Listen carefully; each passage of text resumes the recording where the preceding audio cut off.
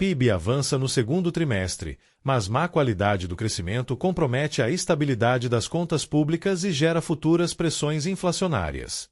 O Produto Interno Bruto Brasileiro, a soma de todas as riquezas produzidas por uma economia em um determinado período, cresceu 1,4% no segundo trimestre de 2024.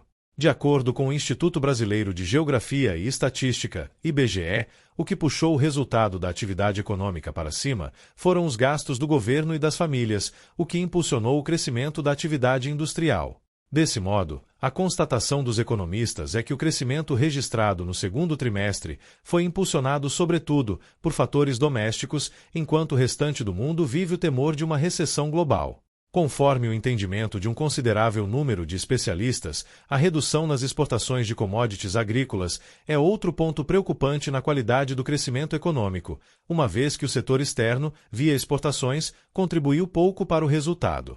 Enquanto isso, a indústria, que não exporta o mesmo volume que o agro, registrou uma modesta reação no período, devido ao aumento da demanda interna. A elevação da demanda, por sua vez, tem a ver com o aumento dos níveis do emprego entre a massa salarial do país.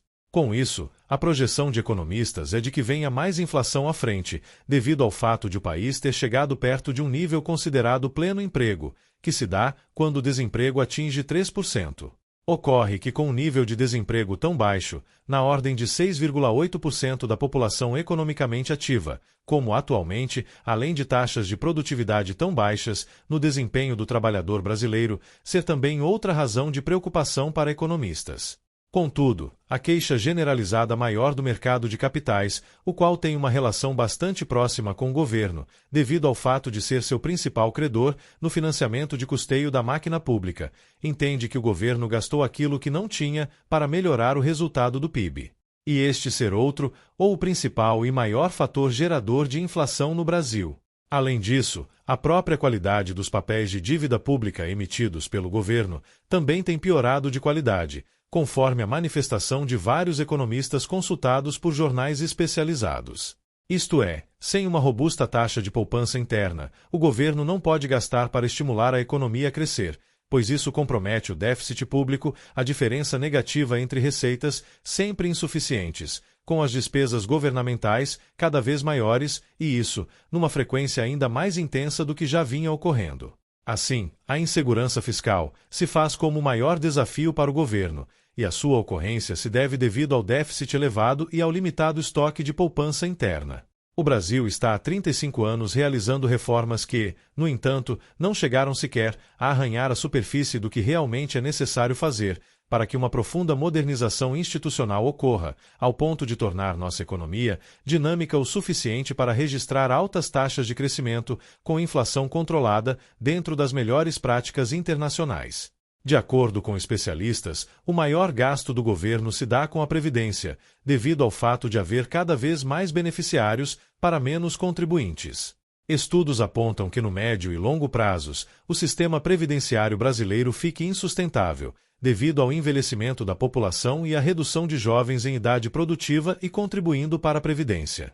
Ainda que haja unanimidade entre economistas de que o maior desafio de gastos do governo se dá por meio da Previdência, fica cada vez mais evidente que reformas as quais apenas aumentam o período de contribuição e retardam o de aposentadorias já não estão mais surtindo efeitos, pois desde 1993 o país já realizou 7 reformas da Previdência, sempre dentro desse mesmo critério. Logo, após algum tempo, se faz necessária a adoção de um outro tipo de reforma. Nessa dinâmica, se alguém propuser um regime de previdência pública no modelo capitalizado, o mercado de capitais entende que o governo estaria interferindo em um nicho de negócios que lhe é próprio, surgindo daí outro impasse. Desse modo, pelo que tudo indica, por mais que o discurso liberal seja evocado tanto por agentes econômicos privados quanto de governo, nenhum dos lados deseja renunciar àquilo que lhes cabe em responsabilidade, em torno do que mantém o Brasil estagnado com baixas taxas de crescimento e inflação sempre pressionada. Gargalos estruturais que impedem uma melhor qualidade no crescimento econômico brasileiro. Insuficiência de volume considerável de poupança interna para investimentos. Gastos públicos que excedem muito a capacidade de receita do governo.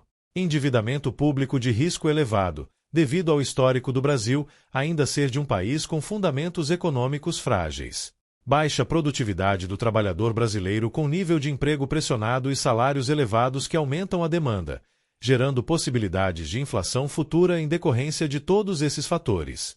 Além de um setor privado tímido com relação a investimentos de retornos muito longos, tais como em infraestrutura. E, principalmente, a ausência de uma política pública que priorize a qualificação de mão de obra, que melhore os níveis de produtividade no trabalho, com metodologias e métricas de avaliação de desempenho do trabalhador no chão de fábrica. Desse modo, como se trata de reformas estruturais, nenhum governo se arrisca a fazê-las, devido ao elevado custo político e os resultados mais expressivos só aparecerem em questão de 6 ou 7 anos à frente. Além disso, nosso sistema institucional na relação entre o governo e Congresso precisa ser reformulado para que as reformas sejam uma agenda de país e não apenas de um ou outro governo. Nosso sistema presidencialista demonstra uma séria falha, por jamais ter conseguido nas urnas maioria parlamentar segura para que um governo adote uma agenda de reformas definitivas que sejam capazes de trazer longos e duradouros períodos de crescimento econômico com estabilidade cambial e de preços. Dessa forma, desde que a atual Constituição entrou em vigor, em 5 de outubro de 1988, jamais tivemos um governo de ampla maioria formado nas urnas. Outro grave problema institucional brasileiro é a adoção de um posicionamento do Supremo Tribunal Federal na reivindicação cada vez maior da Corte de se portar como poder moderador da República. Algo inexistente seja em sistemas presidencialistas ou parlamentaristas de qualquer parte do mundo, que adote a forma republicana de governo e, de certo modo, expressa um ponto delicado, por não haver qualquer menção ou previsão na Constituição quanto a este aspecto. Isto é, um elemento novo na insegurança jurídica e institucional do Brasil. Assim, nosso país precisa de reformas que libertem sua economia das garras políticas, mas principalmente ainda dos tentáculos do lobby vindo do setor privado, sempre em busca de privilégios que não trazem competitividade para o país e apenas lucros pouco tributados a seus sócios ou acionistas.